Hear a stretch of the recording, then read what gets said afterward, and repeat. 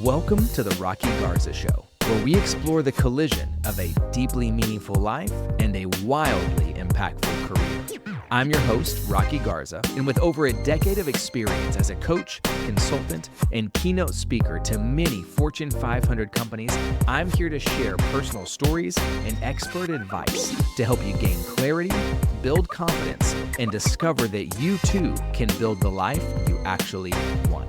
Whether you're a high achiever looking for a more full life or a leader striving for professional success with purpose, this podcast was designed with you in mind. One of the top frustrations I find with almost every leader that I work with, especially those that are people leaders, is that when we have an inaccurate understanding of someone else's capacity, and we place our expectations on top of that, the only thing that fills that gap is disappointment. Welcome back to the show. I'm Rocky Garza. I'm your host today, and I am so excited to talk to you about something that I have found over the course of the last year or so, this reoccurring conversation I have found myself having again and again and again with leaders, especially those that are people leaders, is this. How often do you find yourself in a situation where you feel like you have clearly communicated what the expectations are? You have clearly communicated what it is that you believe needs to be done in order to be successful. You have someone on your team or your staff, and whether you're in sales or insurance or real estate, or you're leading a team of people inside your organization, what you have found is that you create this expectation for what you think should be done. And typically those expectations, I find, come from the place where we know we have done the job previously. And because we've done the job previously, we believe we have a pretty good understanding of what's necessary in order to be successful at this role.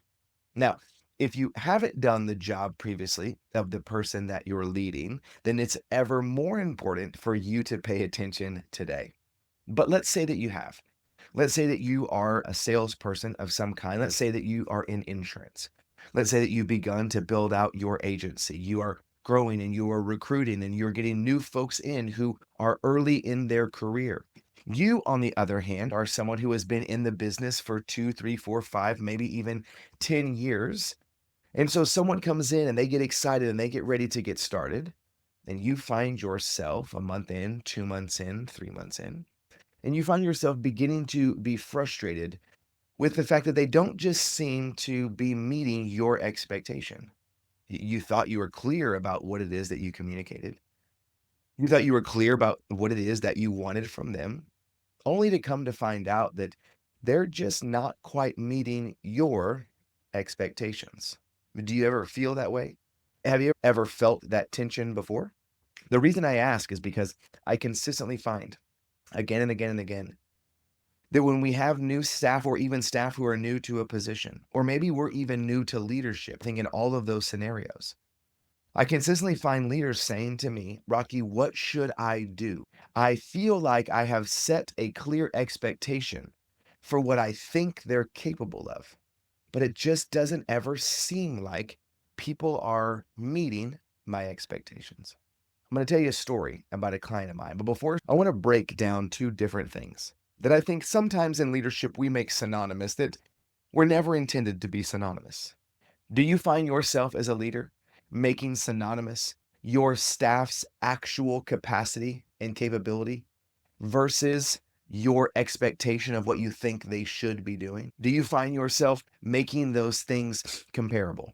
Do you find yourself in a position as a leader where you make those synonymous such that you find yourself consistently disappointed because your team doesn't seem to be able to reach the level of your expectation? I find again and again the answer to that is yes. Leader after leader after leader come to me and say, I'm not sure what to do. And so we have to take a step back and say, why is that the case? Why is that the case for us? I was on a call yesterday with our group from our Leadership Mastermind Group, the Path to Proactive Leadership. We were wrapping up our call. We always leave time at the end for a little Q&A. And I had one of our members ask us, they said, Rocky, I feel like I'm telling them exactly what they need to do. It's standard on our end, and they're both in sales and telesales business. And they say, we know that we have to do, in order to get started in this business, you have to do 50 dials a day. Now, if you're not in the insurance space or you're not in the telesales space, I want you to take what I'm saying and I want you to translate that to what is the daily expectation in your space, whatever career you're in, whatever industry, and what is that expectation in your world? And so I'm going to use the verbiage today, that 50 dials a day, but I want you to replace that with whatever it is for you. They said, I set the expectation for 50 dials a day. That's what it is that we're going to do. But it just doesn't seem like people consistently do it. They're just not hitting their numbers. I said, okay. I said, why do you think that is? Why do you think that you've set an expectation for what is necessary? That for all intents and purposes, what you would say is the minimum requirement to be successful here, and your people are not doing it. They said, I don't know. That's why I'm asking you. I said, do you think that your people are capable? Now, I want to be clear. When I say capable, I don't mean that they actually have the abilities. Okay.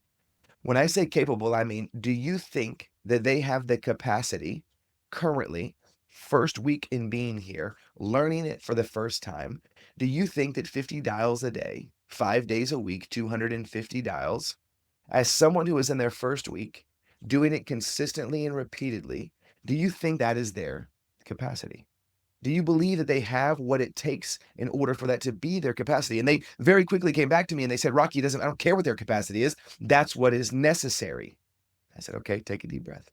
So you're telling me that regardless of somebody else's capacity, regardless of their capability, regardless of your ability to know them more clearly, regardless of their ability to understand themselves such that they know what to do, you're telling me that regardless of all those things, you're going to make a standard of expectation, and that's going to be the bottom line. That's the only rule by which we're going to support and encourage and lead our staff.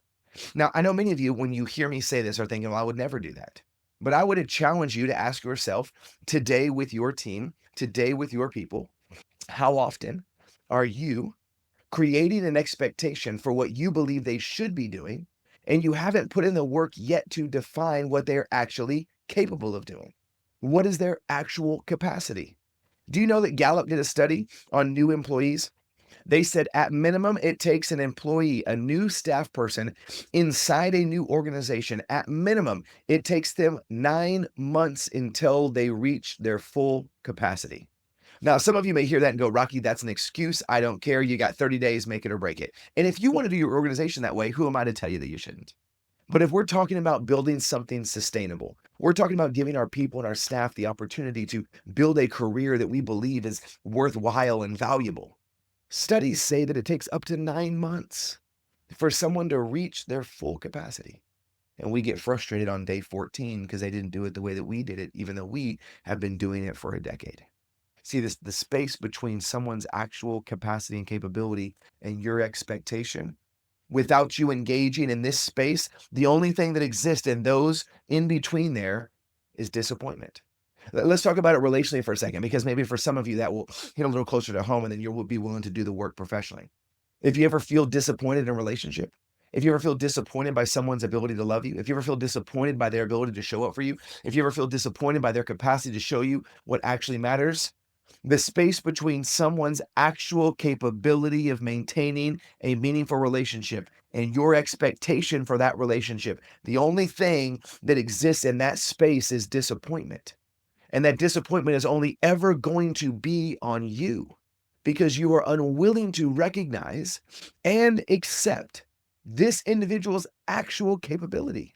There are people in my life right now that I love dearly, and my expectation for what I want for them is here, but their capability and their capacity is here. So I'm the only one left to fill the gap of disappointment. How often in your environment is that the case for you? How often in that environment is that the case for you in your role?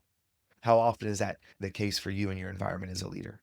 How often is that the case for you in your relationships? How often is that the case for you as a parent? That the space between what you think your 7-year-old should be doing versus what they actually mentally, physiologically have the capacity to do. Our frustration as parents almost exclusively is based on the gap between their capacity and our expectation. I read a stat yesterday that a 6-year-old's brain is about 25, 30% formed. which means if they make great decisions 1 out of every 4 times, they are crushing it. But when they don't bat 1,000 on your behalf and do everything you say, the only person left disappointed is us. And so I tell you a personal example because I often find if we're willing to look at things from a personal perspective, we can almost always apply them professionally. And so my challenge to you today as a leader is, what is that space for you? Where are you currently and actively working towards better and deepening the understanding of your capacity, and of the capability of the people that you lead, so that you can not only diminish your disappointment, but so that you can set a realistic expectation for yourself, for your business, and your growth, such that we can set people up for success.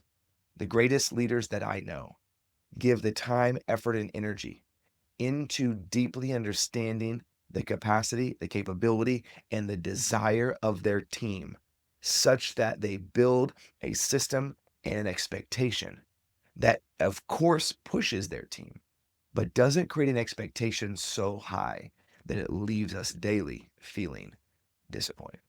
If it's something for you that you would love to think more deeply about, I would encourage you to go to rockygarza.com/confidence.